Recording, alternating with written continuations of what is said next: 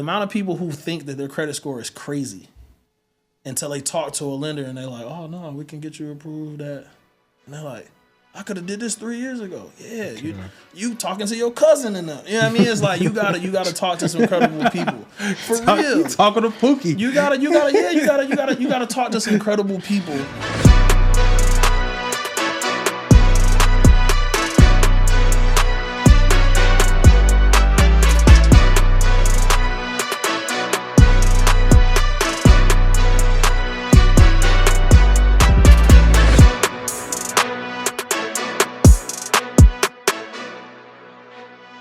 Welcome back to the Marketing Mentality Podcast. I'm Desmond Walker. I got with me my co-host, my co-founder, Alan Shelton. And with us, we have Mr. World Traveler, Mr. On Tour, Mr. Real Estate Mogul himself, Nate Randle. What's up, brother? How you feeling, man? I'm good. How y'all feeling? Doing Blessed, well, bro. Doing well. Blessed to be here, man. Pleasure. I appreciate y'all having me. Absolutely, man. And you know why I'm excited? I'm excited because this is, I mean, you never know what you might get. You know, this is a think tank some days. Other days it's a conversation. Okay. Other days it's a classroom, man. And yeah. I get the sense that, you know, it's going to be a sweet spot between all of those. Okay. Knowing who we're dealing with, man. Yeah. So one might ask, what does real estate have anything to do with marketing? But what if, you know, marketing was just one vehicle to prosperity and wealth? And what if real estate was another, but even better, what if both were one vehicle? And so I see some overlap there. I know there's some people that are listening and watching that certainly will. I know for myself, real estate has been a driver that has made, you know, other things happen in business for me. And, you know, no better person to break it down and explain what it takes than the man on the couch with us. For sure. No, listen, happy to be able to talk through it today. For sure, man. So, Nate, man, tell us, man, give us the profile. Who is Nate Randle? Yeah. So, as it relates to really today's conversation, real estate is, I say, my bread and butter. And so I've been doing real estate close to 10 years now and built out a portfolio that mostly includes rentals here in the Chicagoland area. So I've got 31 apartments that I rent out across multiple properties. And then I know we'll get into a little bit as well from a diversification still within real estate. Tried my hand at doing a couple fix and flips that I was able to sell earlier this year. And so that's kind of bread and butter from a real estate standpoint. Career-wise, I do sales. I work in financial services. And then passion-wise, I lead a nonprofit called Infinite Hands Charity, which you all are a major partner and collaborator for being able to help within the community at the crossroads of education and sustainability. So when I think about myself, I kind of break it down into that trifecta. Yeah. And then leisurely, I like to try to travel as much as I can. I like to try to travel as much as I can. That is the biggest understatement I think I heard this year, bro. Honestly, if I'm being honest, that's like the understatement of the year. Yeah, he pulled the humble card. Right, exactly. Yeah. And one thing I appreciate about you, bro. First of all, congratulations on all your success. One thing I appreciate about you is that we both all attended SIU. Right. Yep. And even at SIU, I don't know if you remember this or not, but my freshman year, you 1,000%. You came and spoke to one of my classes. Yep. Talking about, I forget, like how to succeed in college or what to get involved with. And afterwards, you don't know if you remember, but we took a picture together. I was like, hey, I want to shake your hand. I want to thank you for coming to the class. Yep. Now, fast forward 13, 14 years later, and we're here having a conversation, both still talking about elevation, talking about how to maximize our purpose here on earth, but in different vehicles. You know what I'm saying? But now our vehicles are passing by the same lane and we're having a conversation about it all, man. So it's a beautiful thing, man. God moves in mysterious ways. And I just going back to that time and now we still here. For sure. About the same thing. Yeah, the thing is like you don't know at that time what is going to come from those relationships. Yeah. Right? And a lot of times I don't necessarily think we think through that. I think the coolest thing about it though is, you know, you get to certain places and then people try to maybe peg you a certain way or say like these are characteristics that you maybe acquire based off the role or based off where you are. When I think about that story that you just brought up, you the same person today. Yeah. Right? Yeah. Where like that was your freshman year. It was a classroom setting. It wasn't like a job fair or whatever, but you were like very intentional on being like, hey, appreciate you coming out. This is who I am. Boom, boom. Yeah. Not playing the cool card or not playing no card, but just like, hey, let's get connected. Yeah. And so then when I think about just your overall journey and where you are today, I watched you continue day in, day out, be that person to be like, no, we're going to have the conversation. I'm going to be intentional. I'll never know where this is going to go. Right. So, 1,000%. Yeah. So I got a different picture in my head. When I think about SIU and where our relationship sits in that. So there's this post I made on Instagram probably 11 years ago. I remember I was sitting in the bank, putting some alpha money in the bank account, professional dress up Tuesdays like we used to do with the shirt and tie, and had my feet kicked up on the knee, looking real dapper, I suppose. Yeah. And, unsolicited, I believe it was Alan who snapped a picture of me. And less about the picture, but more about the caption I created in the post, something to the effect of 10 years from now, we'll see who was really talking and who was talking and who was really doing it, or something to that effect. Yeah. And you commented under it. Like, yeah, exactly. We're gonna see. Yeah. We both are on the same type of time. Yeah. And so you probably don't even remember that. Man, so that I remember this story vividly. I don't remember that at all, but it sounds so on brand. Yeah. It sounds on brand. Yeah, for sure. Yeah. And I think it just is very holistic to the trajectories, especially given any time we've chopped it up or I've heard you speak about the real estate thing and just the longevity of your thinking. Being, I have my mind made up. I know what I want. I have the vision, and I may not know exactly, but I have a good sense for sure of what steps I need to take, especially in this area, for sure, to get where I'm trying to go. So whereas it's far-fetched or this, fluffy cloud above someone's head in terms of dreams, you actually have lived it out. And only getting started. Yeah, and it's interesting before we jump into the journey and how you got into real estate. It's so interesting because I feel like you got into it before a lot of our peers got into it before. Now you ask anybody that's younger generation, oh yeah, I want to get into real estate. Mm-hmm. It wasn't like that 10 years ago. Yeah. People were saying that. So you're one of the first people I know that was in it and taking it seriously and bumping your head trying to figure out how to really tap into it, man. So it's dope to see. Yeah. So let's talk about it. Before we even get into the real estate, before we talk about Infinite Hands, before we talk about the day gig, man, just dial it all the way back to, 90-something, man. Okay. Put us in that world, of a young Nate. Yeah, no. So I think a lot of things that I speak are, I feel like, in the tone of like themes, right? And then you hopefully take some of those things, put it in your toolkit, and are able to use it at certain parts. But the things that we talked about just from an intro and the ways that we connected and crossed paths at SIU, a lot of those themes are, a lot of times when you look at people and you look over the time frame, you can see like the spurts of who they are and what that looked like in those different places and spaces. So when I think about what I wanted to do in the real estate, or even when you put that caption out to say like, hey, let's see what it's look like 10 years from now, people normally don't want to put in that time. People don't want to see the 10, they want to see like the 10-day turnaround, right? And so I think some of those themes of just like a little time, a little patience helps to land us, I guess, where we want to be. So I say all that to say, I had like some knee injuries more recently. So I go to the doctor, see all this stuff and do all these tests and all this good stuff. Doctor comes back, he's like, hey, listen, knee shows a lot of wear and tear, shows heavy signs that you've been standing on business, right? And so that takes to your question of like coming back to 92. And I tell the doctor, I'm like, man, I've been standing on business since like 93, 93, 94. And so young Nate really just full of jokes, full of love, just like a good overall childhood, not thinking as much then about the things that you get involved with and what they will turn into, right? It's just like you're just having fun, you're finding your interests, you're doing all type of things. And so that's what the childhood was like for me.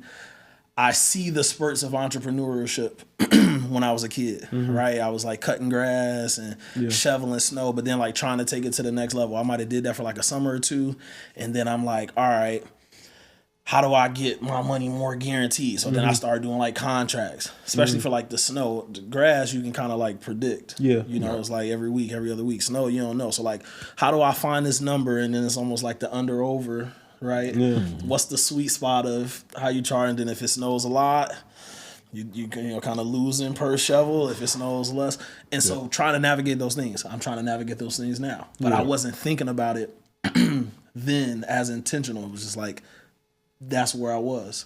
So I was trying to work, but I realized very early on just like the importance of relationship build. Yeah. And the importance of the people that you see at a certain point in time. You never know where you're going to see them down the line. So I'd rather experience be positive, you know what I mean, than one that's negative. So that if I see you down the line and it's like you two, right, in a way bigger place and platform, and y'all in a position to be able to pull somebody like me up, hey, I'm glad that I was able to meet y'all at another point in life, Right. Yeah. So, yeah, for sure, man, for sure. So, grow up like you said, kind of wired from that standpoint, and then you get to college. Yeah, right? For sure. So I did this business camp at SIU when I was in high school, summer before senior year of college. And obviously, y'all know Mr. Haywood. Mr. Haywood was recruiting, and I went to Bolingbrook. Mike went to Bolingbrook. Brittany went to Bolingbrook.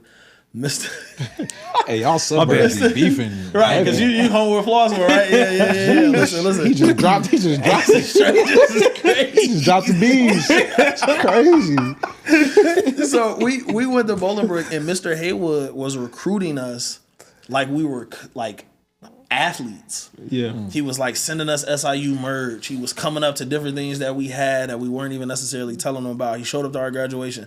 So in my mind, I'm just like, man, if he's showing this type of love and I'm not even necessarily on the campus, I can only imagine what that would look like in real time, being there day to day. So I was considering other colleges, but there was no other college that was reaching out to me at all on a personal level. I'm just the intentionality. Yeah. So I'm like, okay, let's go with this.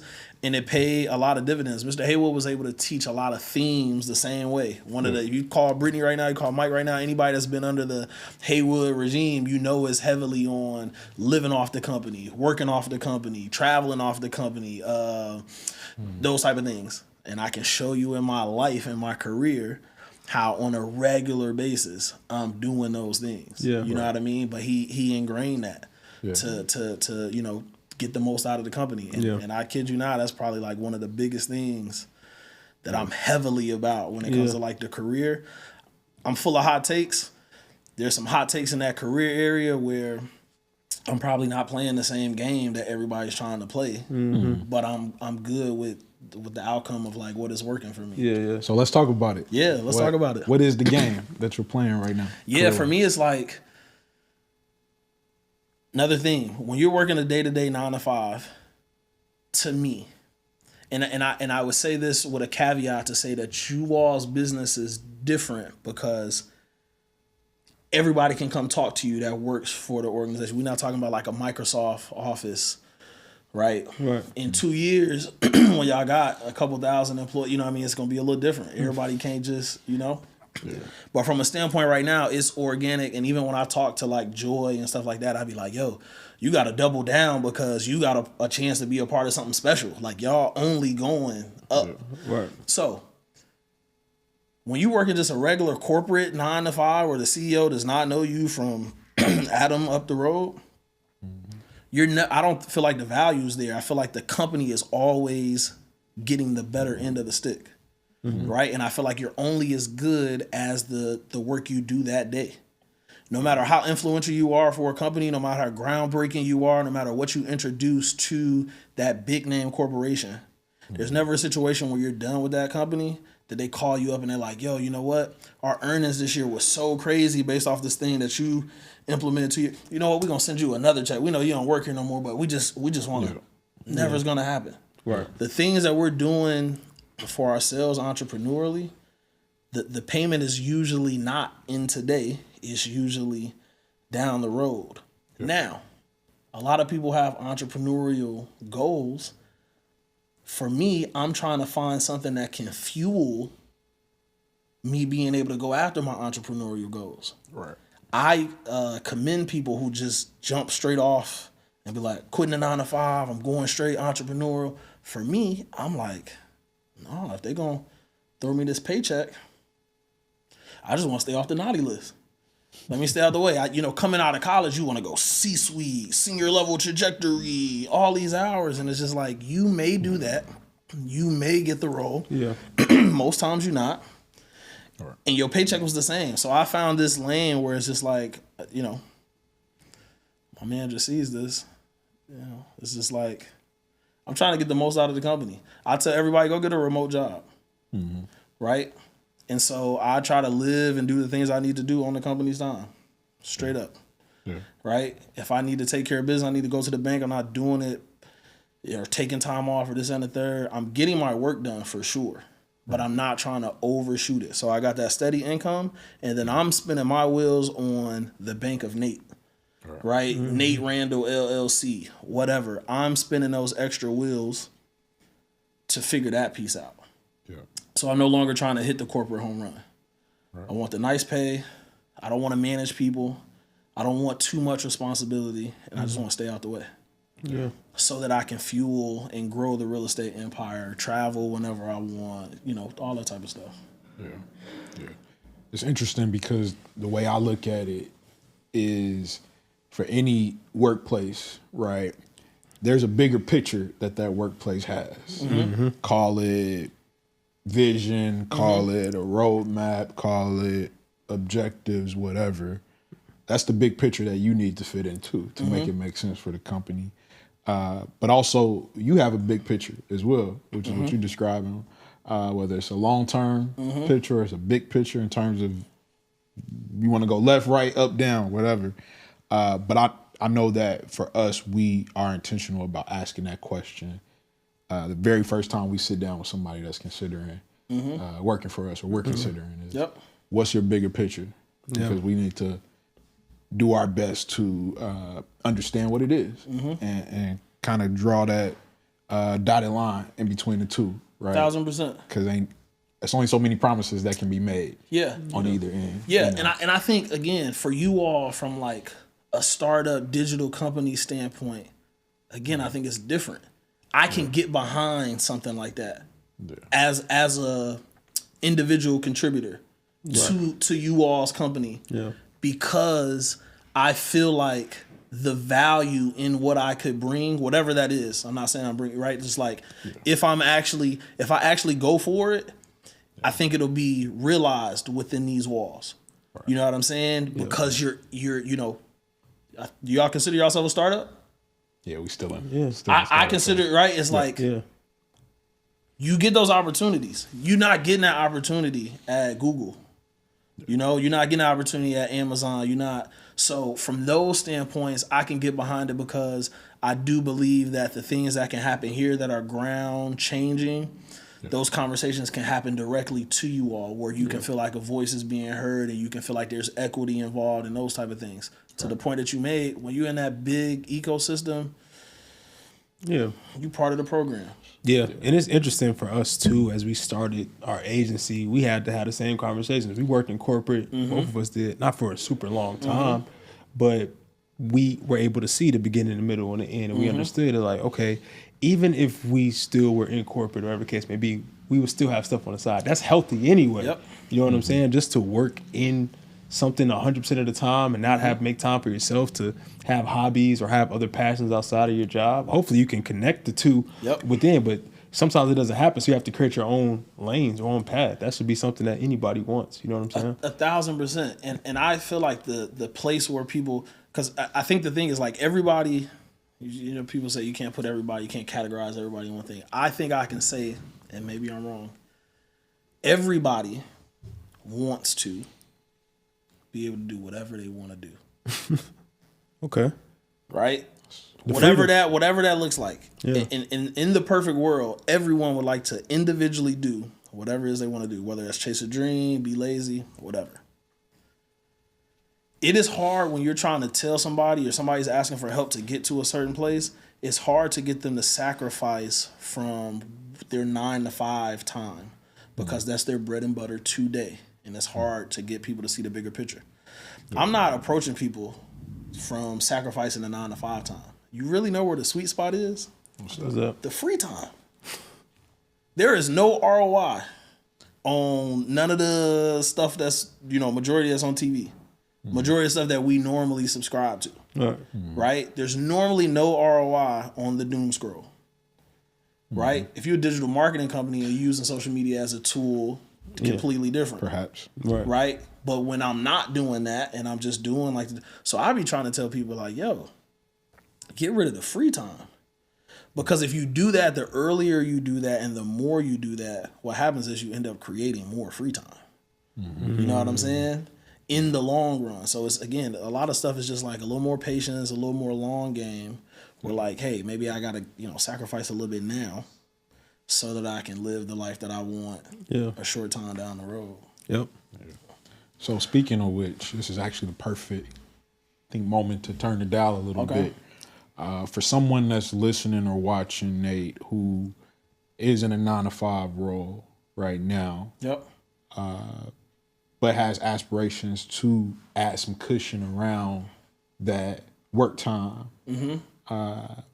what are their first steps? What is their frame of mind going into, that lane? For real estate specifically, or just like good, just in general, but leaning more into real estate, knowing that that's the place you come from. On the front end, again, it's got to be somewhat of the sacrifices, and you got to do it for just enough period of time to be able to see the ROI. You all ever see that picture or whatever that's like on social media where the guy's like chiseling away, but he can't see the end, and then he gives up and turns around, but we got the POV to see that he's like right there. In your mind, you got to just always feel like I'm right there. Because you never get to see the POV like we see it from that depiction. So it's like, in my mind, it's like, man, just one more swing. Okay, wasn't it just one more swing? All right, and just staying in that mindset, the earlier you are able to do that and you stick with it, it doesn't matter. I feel like what you do, 3 years down the road, 5 years down the road, 7 years down the road, you're normally going to have more traction. Than whatever. So I'd say in general, not in the real estate standpoint, you just got to start. That is like the first thing. Because normally, especially with all the information we got in ChatGPT and this and that third, the problem is never not knowing what to do. It's never that. It's the action. Do I want to do what it takes? Yep. Even when I think about like certain things that I want to do, even from like a digital and like content space, and I appreciate this opportunity. I don't want to go and do the joint for like 2-3 years where you getting like 2-3 likes and you putting in all the work and boom, boom, right? You want to go straight to like, all of the circulating everywhere, boom, boom, boom, boom, So I haven't done it in some areas, but I've done it in others. So I think that first step is really just taking the step, and then using whatever you can around you, whether it's accountability partners, whether it's, the self-discipline that you may have, but you got to surround yourself. Because that's the other thing too. Even when I think about like my friend group, I think we go through similar things that everybody else goes through. You like to get on the phone with your people and laugh and, this and that. And I do that with my friends, but it's around also like what you working on. Right? Like the joke may come within that, but like the conversation was positive, as opposed to just like somebody who may get on the phone and we just spent this time just gossiping. We're just talking about nothing productive. And we still laughed and had a good time and felt good coming from it, but like no actionable items, no growth. You can do that. And that's why I like what y'all got going on. Because I feel like if I worked with you all, oh man, see, that's a joint right there. I wouldn't even said that thinking about a company, right? I think about like you work for the company. Right. This feels collaborative. habitually I said work with you. If I worked with you all, right? Because that's what it feels like. It's those type of things. So it's like, how do you create that in your day to day? How do you create that with the people that you're around, your community, where it's like you're getting both. You're getting the community and the labs and the support, but you also like moving the needle. Right. So I say that's step one. You got to take the action. You know what it is that you want to do, whether it's real estate or anything else. Right. Go for it. And then we have enough time that you can miss. That's the other thing too. I just learned this recently this year. This whole thing about like type 1, type 2 decisions. Y'all talked about that? Talk to me. Yeah. Type 1 is just like stuff that you just can't come back from. Yeah. You know what I mean? You know, do I amputate my hand? You know, crazy. You know, but it's like it ain't gonna grow back. That's a really big decision. Type 2 is like things that you can come back from, right? Like, do I quit my job today? Wait, type 1 is what you can come back from. Type 1 is irreversible. It's like type 1 is irreversible. Real type big 2 decisions in your life. Got you. Okay. You know what I mean? Do I, you know, whatever. Type 2, most of the decisions we have in life are type 2. Right. It's something that's like, it's not long-term effect, you know, just going to be detrimental and you can come back from. Yeah. We spend a lot of time on the type 2 as though they're type 1. Right? So the thing is like, if you got those goals and aspirations, go for it. If it doesn't work, nothing happens. Right. You know what I'm saying? You can go back to the 9 to 5, or you can switch into another profession, another journey, you know, whatever. But it's like, it's probably a type 2 decision that we spending so much time hesitating on that we never get into it. Right. Yeah. Go for it. Yeah. I always say that not making a decision is holding you back from progress. 1000%. You know, because a lot of times it's almost like you can say when you freeze, that's doing you more harm than just run through it when you hesitate. You know, and a lot of times people are afraid to start because they're afraid to be wrong or not be good at something. You know, a lot of times, you know, as humans, you know, we want to be our best effort and we want to be good at that. But stopping, like not starting, is because we feel like we're gonna get it wrong or we'll take a misstep. That's gonna happen regardless.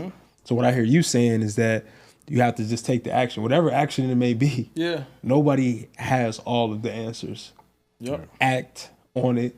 Seek help. Seek resources. The people that know way more than you. For sure. And then recalibrate every single time. For sure. Yeah. That's real. So that's step 1. Step 2. Now I'm interested in real estate. What's my first step? Yeah. I'm gonna say, do I quit the job? I always say keep the job. If you got somebody else that is gonna pay you and you can stay out the way, don't like overshoot it. I'm not in the point, and you look at the people everybody always mentions all the time, all of the CEOs, Jeff Bezos, they show up to work every single day. You know how much money they had that they can't spend it all in like 50 lifelines? And you think to yourself, like, why is he still getting up early and going to work this and that? It's like, people always feel like wherever they are. I think I just seen some LeBron on a podcast feeling like he still is like one financial move away from it not going the right way. And it's like, you know, if them people feel like that, I know that I can use this extra, you know, whatever. So don't quit the job. Step 2 is same with the real estate. Find whatever lane you want to go into. You know, there's different levels of risk and reward in the different avenues of real estate. If you're in the Chicagoland area, I feel like the rentals is the way to go. Okay. As far as like the risk reward balance and what you're able to do. And then here's the thing. If I told you, and I know we had this conversation, if I told you I could get you access to properties that are 80% discounted, at least 80% discounted, maybe more, maybe 90%, maybe 95% discounted. If I told you that, how many would you try to buy? As many as you can. As many as you can afford. Yeah. Right? So if I tell you that, what would stop you from then doing it? Anything? Besides the capital? Right, capital. So that's the thing, right? When you, and I don't think people think about it this way. I don't think it's talked about this way. I've got the ability, bro, to give you and show you properties 80% off, 90% off. Yeah. Right? Yeah. And it's through rentals. It's through investment properties. And it's not even like a special sauce that I have, but I frame it that way to get people in that mindset. But the thing is, like, when you go and buy an investment property, that's essentially what you're doing. When you go buy this property and say, hey, we need you to put up 20%, or maybe you FHA it, and they say, hey, we need you to put up 3.5%. What's the FHA? FHA, first time homeowner. So it's certain programs that they'll give you if you're a first time homeowner, and you really only have to be first time homeowner. It's just you can only have one FHA at a time. But if you go get that, they will give you up to 95, 90%, 96% that they will fund, and you can put up the rest. 3.5% I think is the lowest. If you go do that and it's an investment property and people are paying rent month over month, and you get a 30-year note, over the course of the 30 years, this property is being paid for by other people's money. Yep. The money you actually came out of pocket is the down payment money. So if you go and you get a property, and let's just say for good numbers, it's a $100,000 property, and you had to put up $3,000. Over the course of 30 years, people pay for that. This property is now yours, free and clear, and you only put up the down payment. So that's why I tell people, and people when you position it like that, people are, oh yeah, I would jump on that. Let's jump on it because it's there. It's not even a special sauce. Right. It's just the fact that if you do it that way, you get it at a discount. I asked one of my friends' parents, I'm like, hey, what type of discount did you get on your home when you bought it? And I'm like, what? I'm like, what type of discount? I'm like, we didn't get a discount. I'm like, no, yep, you didn't get a discount. In fact, you paid a premium. Yeah. Because you bought this house, let's say it's $100K. Then you pay interest on it for 30 years. You put the down payment on, you paid the monthly note. It costs you $100K. When it's all said and done, maybe you pay $170K, interest included. So you didn't even pay face value. You paid a markup. Right. If I take that same money and instead of getting the single family home that I live in, if I get the investment property, now the monthly money that I'm paying, tenants are actually paying that. Yeah. So this property is mine at this discount, 20% or greater. Yeah. So I'm literally trying to take as much funds as I can and get as many properties that I can at an 80% discount. Yeah. That's real. Talk about that's the upside of it, right? Yep. But with anything that you invest in, there's ups and there's downs, right? Talk about the pros and the cons of having to have an investment property, but also be the property manager, manage it, tenant, management, everything. So, and you can be as hands-on and hands-off as you want, right? I live out of state, so I'm hands-off as it comes to property management to certain extents, but I do like the more digital stuff as far as rent keeping and bookkeeping and all that. But there's risk in everything. I like to tell people real estate is not one of those rocket science type things where you got to be like special and it's like super niche and like, you got to be one of those ones. It's like most things in life, consistently making the right decisions. So what I like to tell people is I am going to lose games every season, right? Most seasons I make it to the playoffs. A good amount of those seasons I'm probably coming back with the chip, right? And so that's how I like to think through it. I'm making the right decisions. I'm going to have some evictions along the way. I'm going to have some pain points in the property along the way. But the W's are way more than the L's. And then that's why I was saying I think the rental game is a little less risky than if you go into like fix and flips, because there's some variables then that you necessarily can't control. Higher reward, greater risk. So yeah, there's some cons. You get people that don't pay rent, but there's ways to mitigate those things. Again, making the right decision. So I do background checks on everybody. There's a lot of landlords that'll just take money in hand. I got a vacancy. You can move in by Wednesday.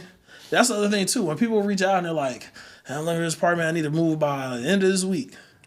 Red flag. Red flag. Because like, what's taking place? You know what I mean? It's like there's so many questions to ask. And there's, because people will see this and be, there's a little small window of like reason where like they may be fitting a unique situation.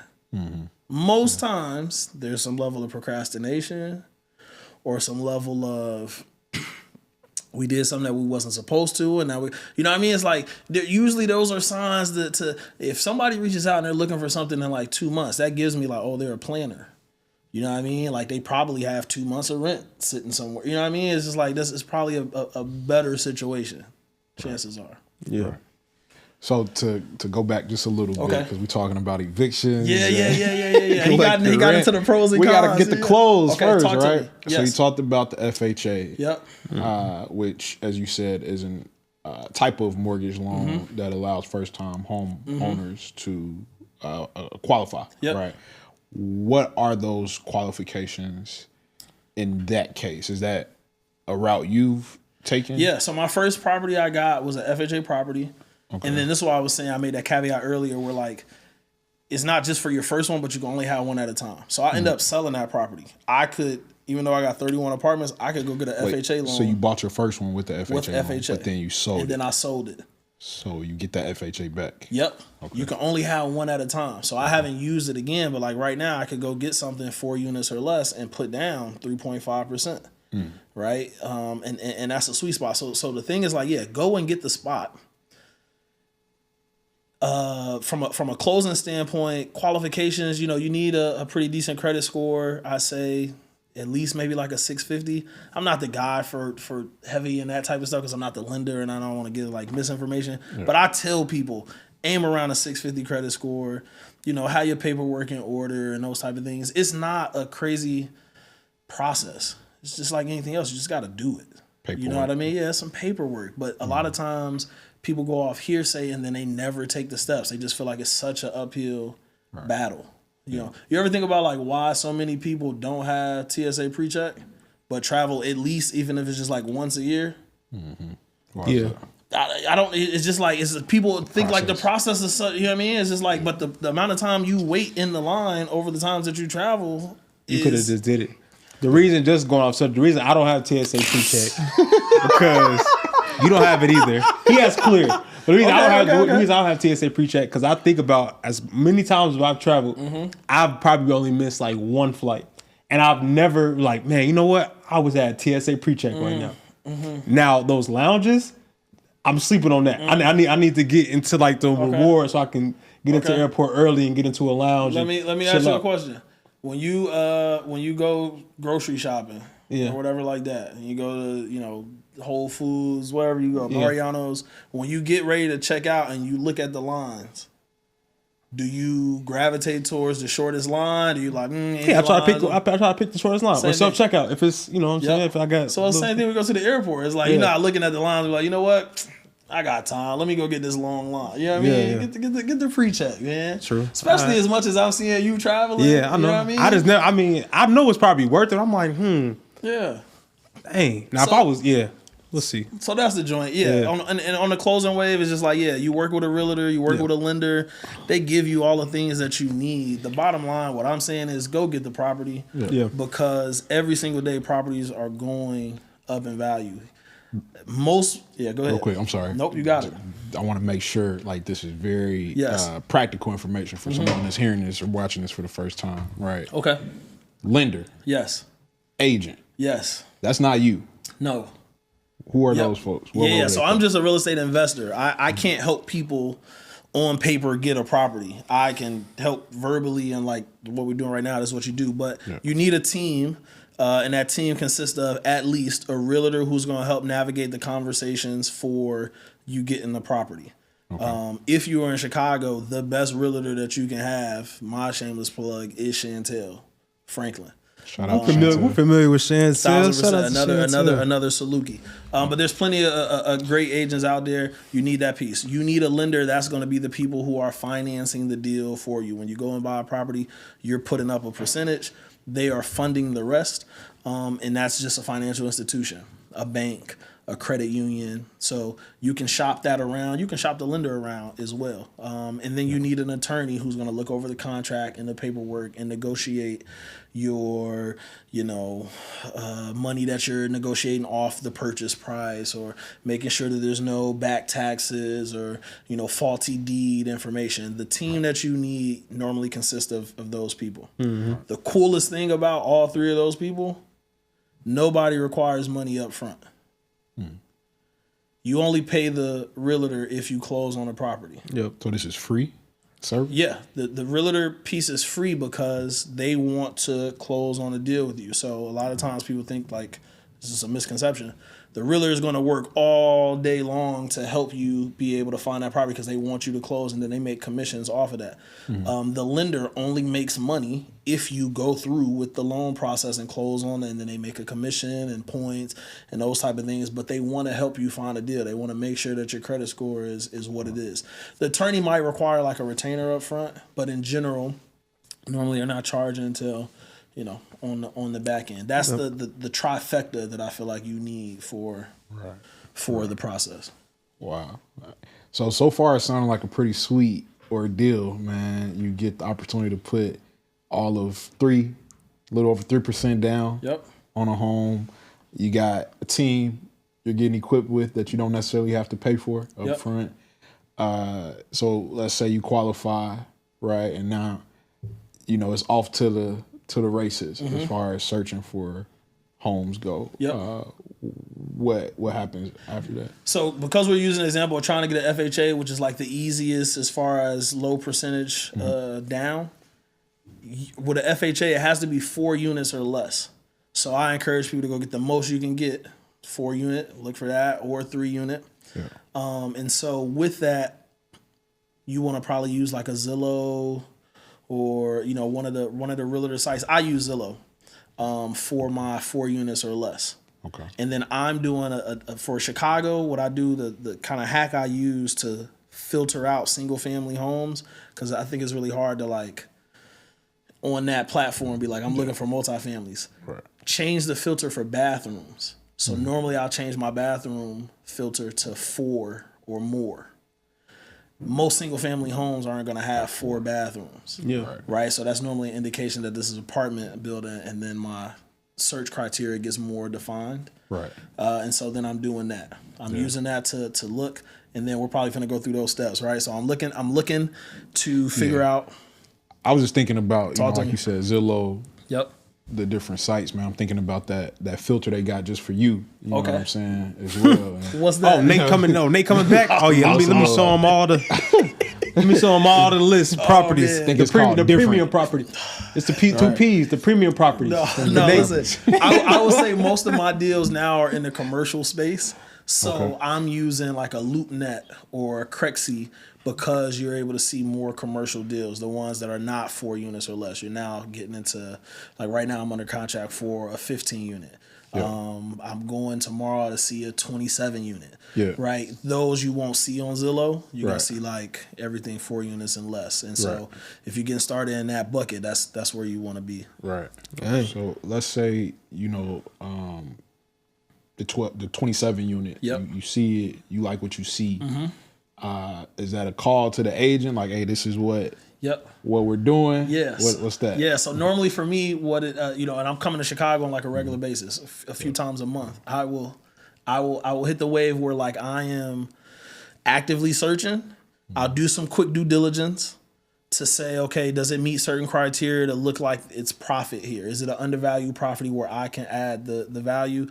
I'm sending it to Chantel, and then she's letting me know why this building is priced what it is. Whether it's like, hey, crime rate is this on this block, or this property owes this in back taxes, right? If she gives the sign off like everything is good, then we will set up to go see it in person and understand the actual condition of the units, the area that it's in, and then consider if we want to put an offer in and those type of things. Wow, that's big business, man. That's big property business, and that's dope that you're doing that. So if I'm a person that's watching or listening to this, and I'm like, all right, he said a lot of words, they're having a conversation. What are 3 lessons that a person that's looking to get into real estate, get into the single family home, but ultimately the big 27 unit properties, what are 3 lessons that you would give? So I say lesson number 1 is, and the first thing you hear when you talk to people are like, I waited too late. It's never too late. Okay. So if you're interested now, put the plan together to start now, no matter how old you are.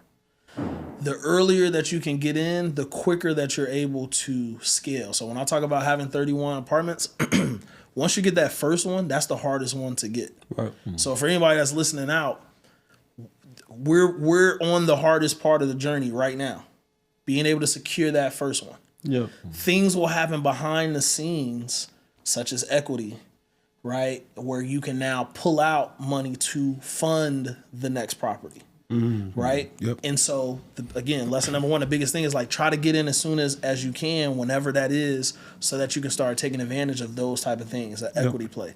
I say number two, from a lessons standpoint, you got to get the information, and you got to make sure that the information is valid. Right. And so when we talked about that team of three, the realtor, the lender, the attorney, those are really the people that's going to tell you what matters. So I'm going to say lesson number two, the theme, focus on what matters. So if we're talking through real estate, those people are going to help you with that. A lot of times you hear conversation from people who have no property, right? And then they're talking you off a ledge and you're feeling away, and it's just like, and then you're going to find out it was just like completely not true. Yeah. Whatever that case may be. The amount of people who think that their credit score is crazy until they talk to a lender and they're like, oh no, we can get you approved at, and they're like, I could have did this 3 years ago. Yeah, you talking to your cousin and them. You know what I mean? It's like you gotta talk to some credible people. For real. You talking to Pookie. You gotta talk to some credible people. Right. And so for that's that lane. And I say lesson number three, which is really lesson number one, you gotta take God everywhere you going, man. You gotta take God everywhere you going, because even if you have some missteps and you have some whatever along the way, like it's probably a type 2 decision. Yeah. Right. Most of the type 1 decisions, really God control those. Right. So we got like the management over most of the type 2 decisions. So it's just like I am trusting. There's certain things. I had some flips, they didn't sell when I wanted them to sell. Now I'm looking on the back end to be like, if it sold when I wanted it to sell, I would have went for what I could afford at that point in time, which would have been less units. And now I'm under contract for this, and then I just closed on the, you know what I mean? And so I feel like God was setting it up to be like, man, if I'd have closed when you wanted it, you would have been somewhere else, and we couldn't have went and done this one. So it's just like trusting the whole way through. That like, all right, my steps ordered. I just need to walk through these doors and let it land. Yeah, that's big. On that topic, man, I'm going back in time to when me and my wife Ashanti, we were in the process of purchasing our first investment property in Chicago. And we're new. Well, I shouldn't say we're new to Chicago. I'm new to Chicago. Yeah. my girl is stamped. Yep. Me, on the other hand, I'm new to the market all the way around. And I remember our first offer we put in on a property was in Cicero, Illinois. Yep. We put offer down on, I believe, a 2-unit over there. And at the time, I'm looking at it like it's all Chicago. In fact, Cicero might be where it's at. It's not the city. It's a suburb, I believe, technically. And this property, as far as I've seen, this is the standard. Let's go get it.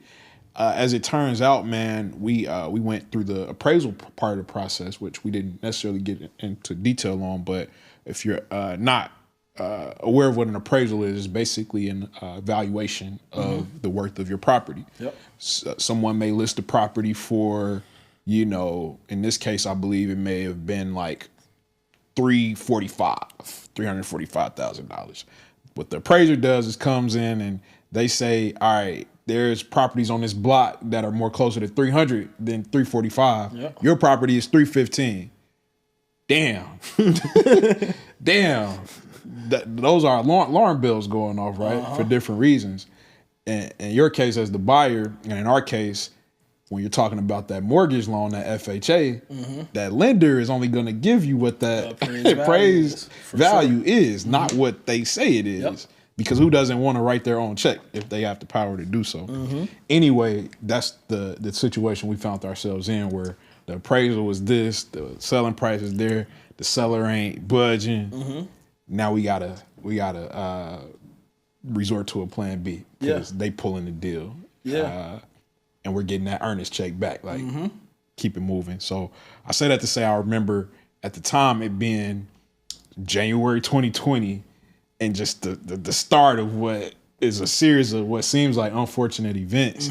But as it turns out, man, that property stayed right where it needed to be. 1,000%. We went exactly where we needed to go, and it's all due to the Most High, which is what you were getting at, and just that belief in following the steps, no matter what we thought the order would be. 1,000%. Yeah. And I'm a believer that, like, I say this, I feel like I tell my friends, I feel like God knew that I would know what to do with the blessings. There you go. Right. So when I see people that's doing well, doing their thing, I know that God knew that y'all would be able to be trusted with this. That's where it starts. Right. So it's like everywhere I'm at, I know that's where I'm supposed to be. You know what I mean? So no, I'm taking them everywhere where we're going for sure. That's amazing, bro. I love this. So what's the big vision that you have in your mind right now in far as real estate and the other endeavors you have, but particularly around real estate now? You know, you went from multifamily, now you're about to close on the 27 unit property. What's like the big thing, man? Eventually you're gonna have to let go of the 9 to 5 because you a real estate mogul. Sure. And now like what we doing? For sure. So the thing is like, you're 1,000% right. I think the bigger picture, and I said earlier, right, everybody wants to be able to do what they want to do.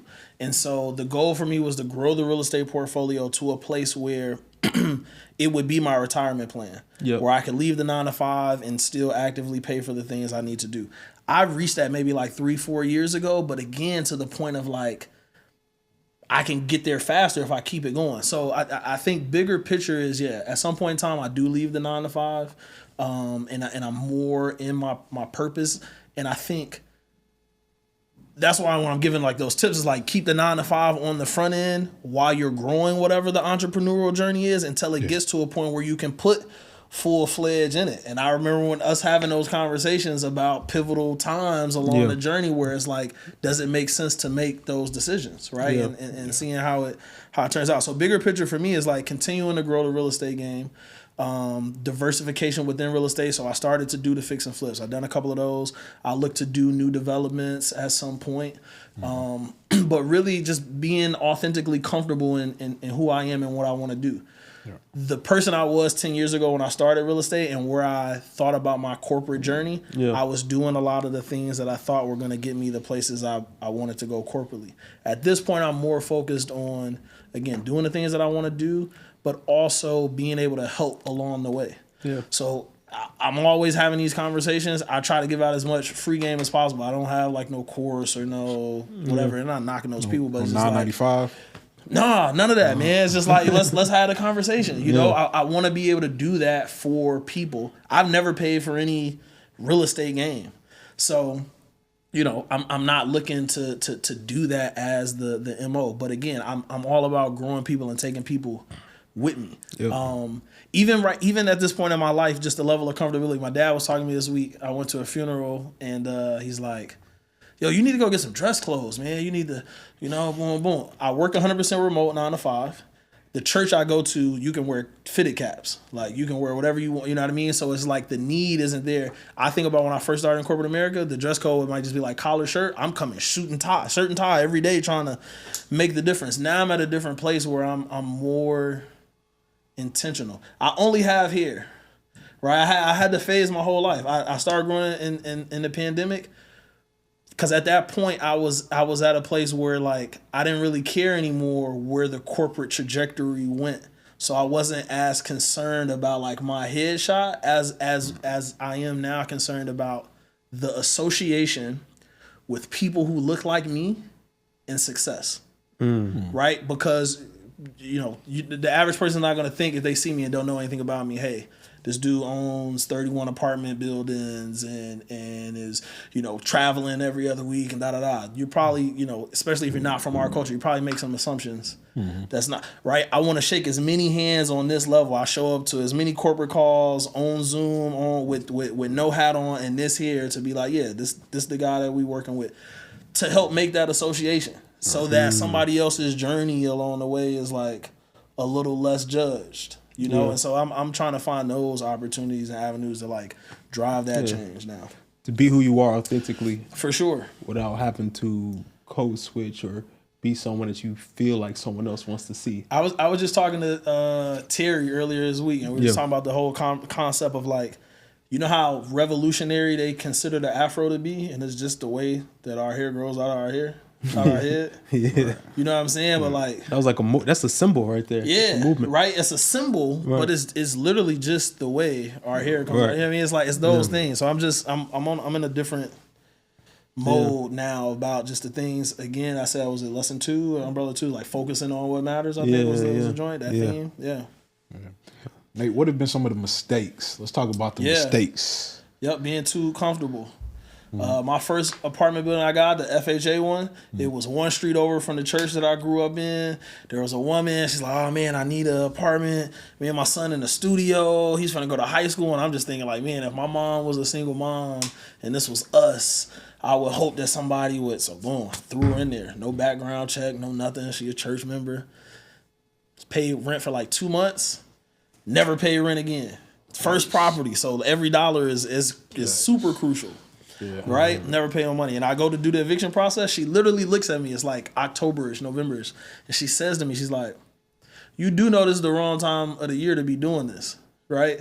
Like I'm serving her the eviction notice and she knows the system. She knows they not finna make her go nowhere till it get back warm. Right, because and work the wave. And then I realized from that day forward, like that's what you got the charity for. You do the charitable acts under the charitable umbrella. I was trying to do a charitable act under the business umbrella and it cost me. Yeah. Well, rent 10 years ago was a lot less than what it is now. Learning those lessons then, everybody gets background check now. Yeah. You know what I mean? So that's one of the lessons. The other thing is like, and I think we got this as like black people, we don't really like the whole cloning thing.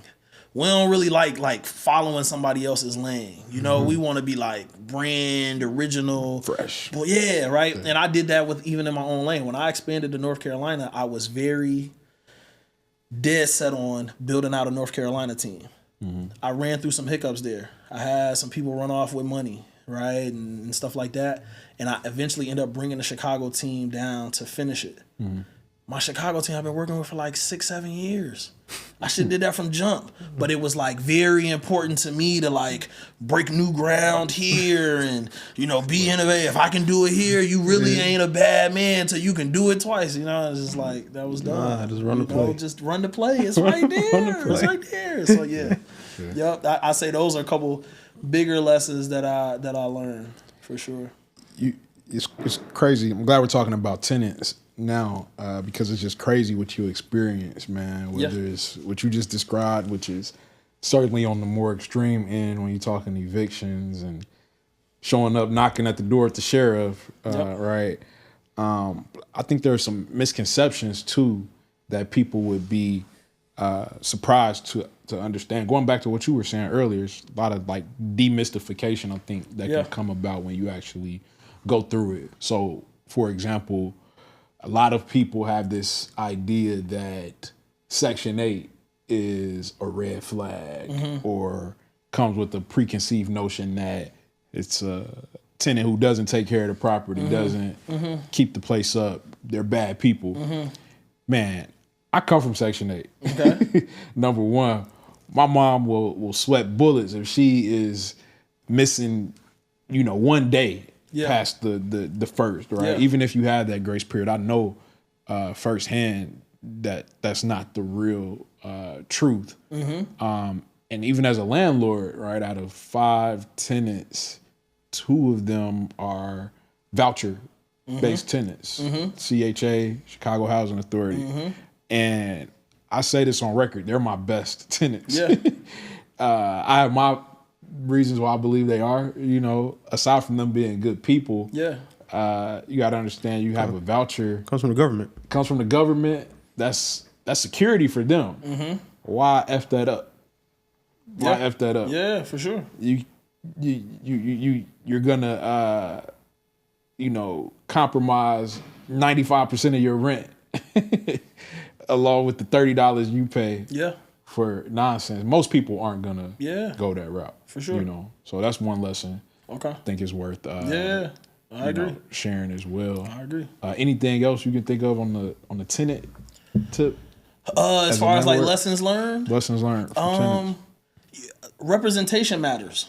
Representation. Right? So like most people, so you gave your example like, hey, I came from Section 8 and I don't know if you knew these things or remember these things. If I'm guessing, your landlord when you were growing up was probably either not a black person, right? Or if they were a black person, they probably were extremely old. They weren't the age that we're at. Right. So one, I like working families as tenants because I think they are more likely to stay longer and those type of things, and they got kids, so they want to make sure everything is like stable. Yeah. But I think the representation is important. I know majority of the kids that live in my properties.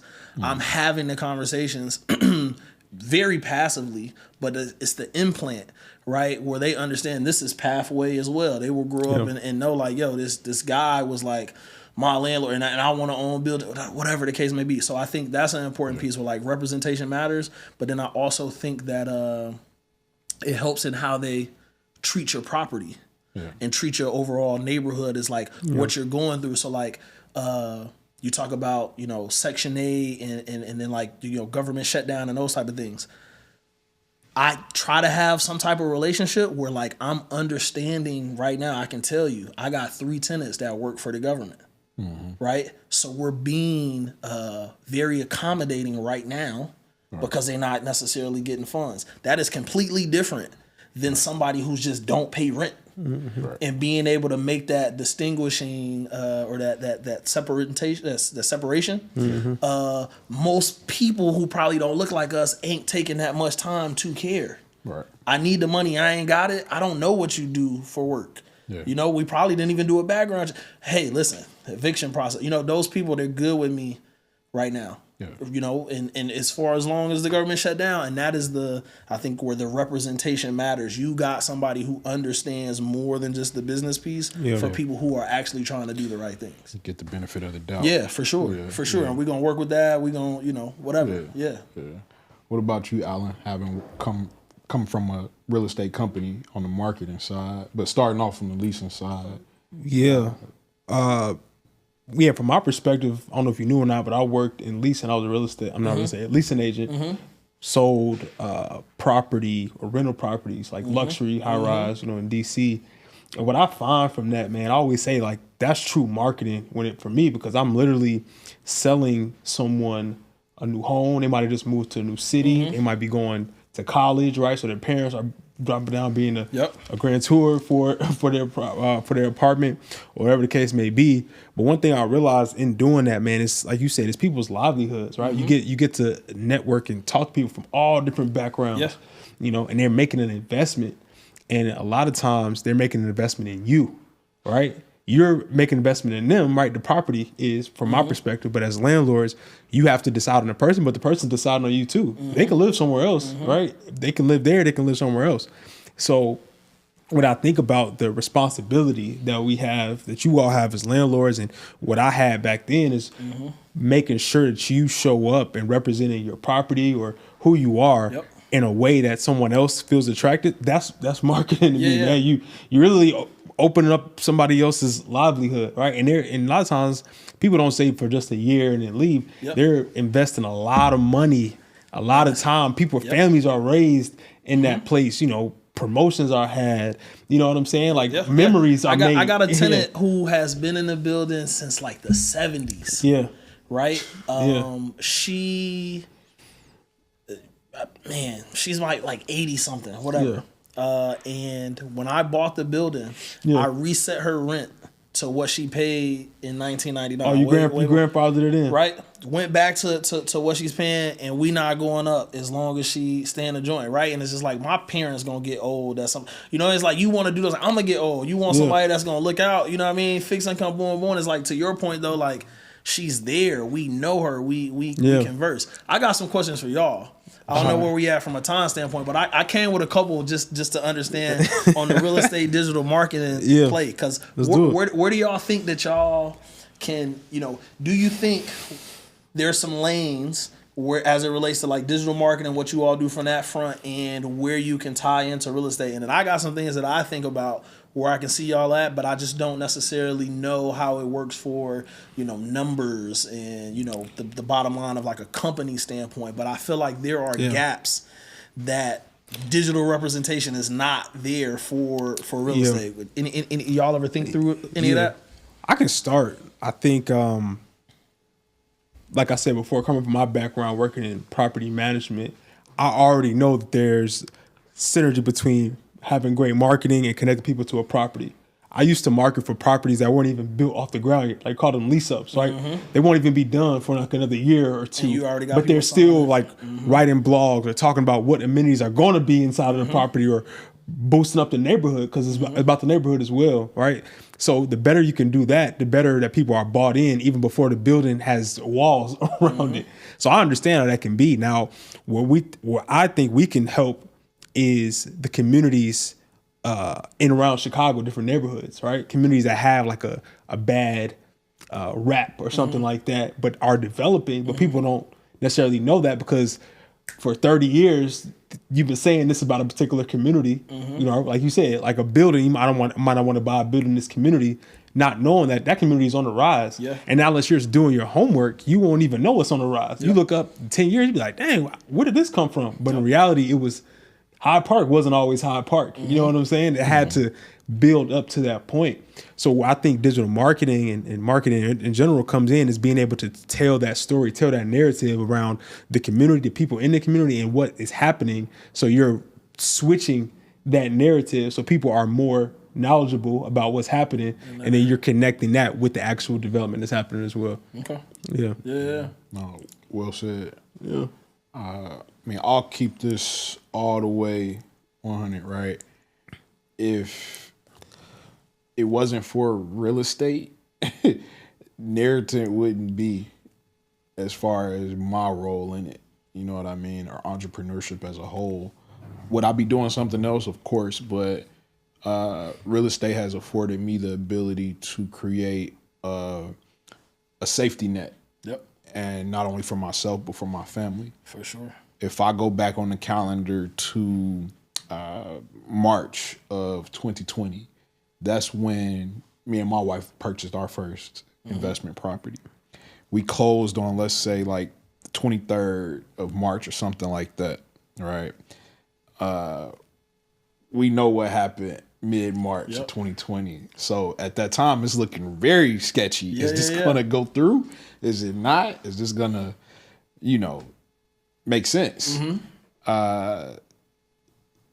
2 weeks later, I get laid off from my job, April 8th of 2020.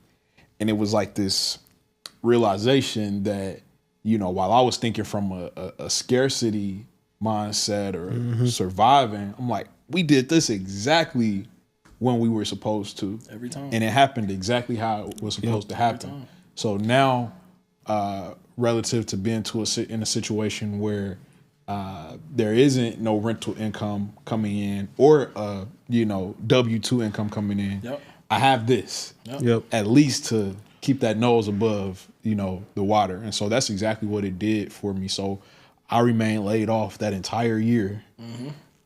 Fortunately, the end of the year comes and I get hired, I get picked back up. I spend that year taking Tenant more serious, figuring out what Tenant could actually be as a real business. Spend the next year working at another 9-to-5, seeing what that same kind of business model that we have looks like in real time.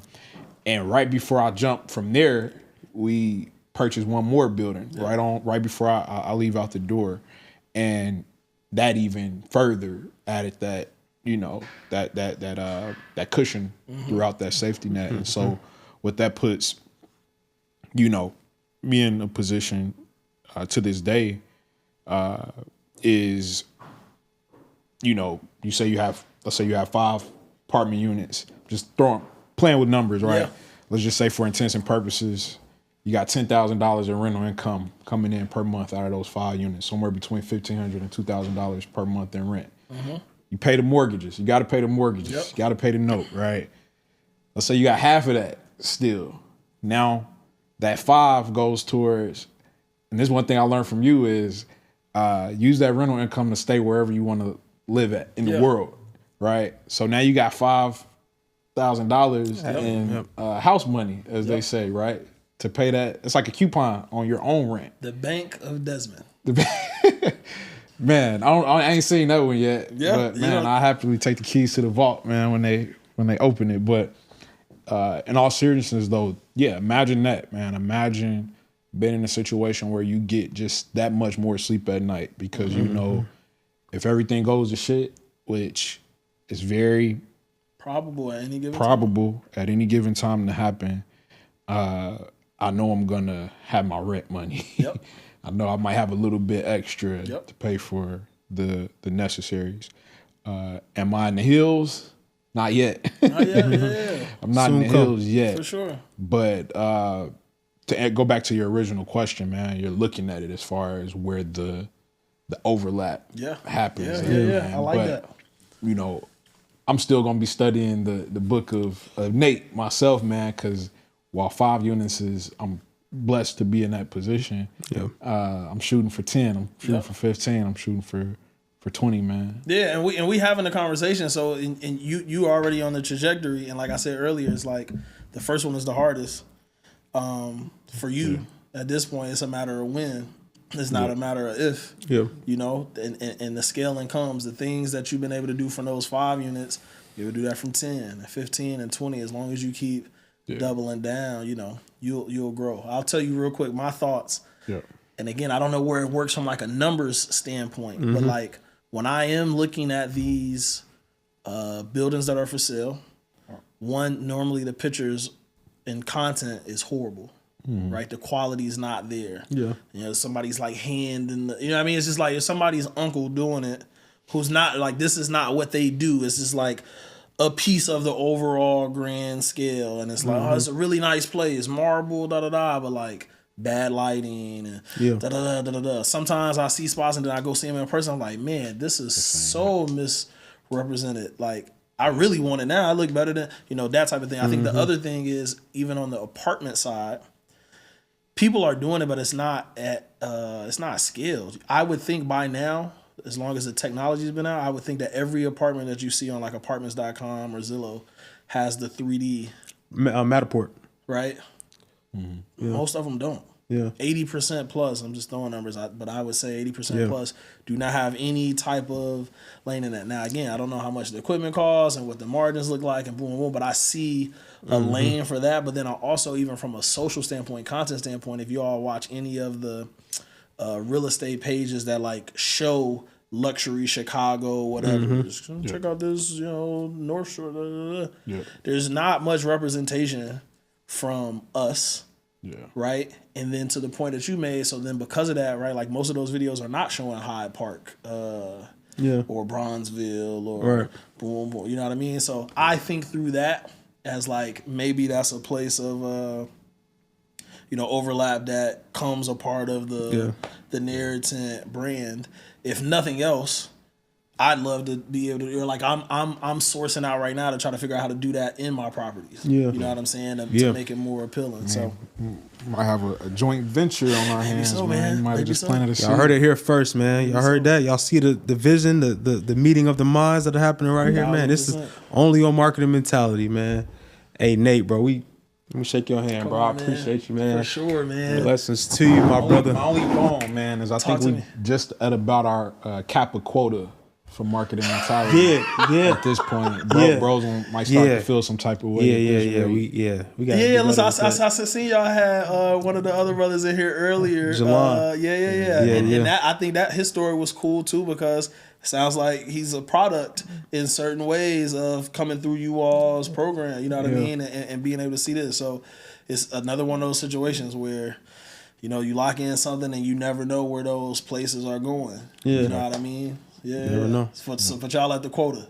I'm glad I slipped in. It was two. Man. It was two, man. That's crazy. I had a list too. They sent me with a list to see if we could get some more. You just made the cut, man. You just made it. Appreciate you, bro. All right. Well, I appreciate it tremendously. Yeah, man. No doubt. Well, we appreciate y'all checking out, watching, listening to another episode of Marketing Mentality. Be sure to like, subscribe. Tell us what we need to be talking about, man. We had our Nate, the great real estate mogul right here, man. So we appreciate you, bro. And then we'll talk soon, man. Check out the next one.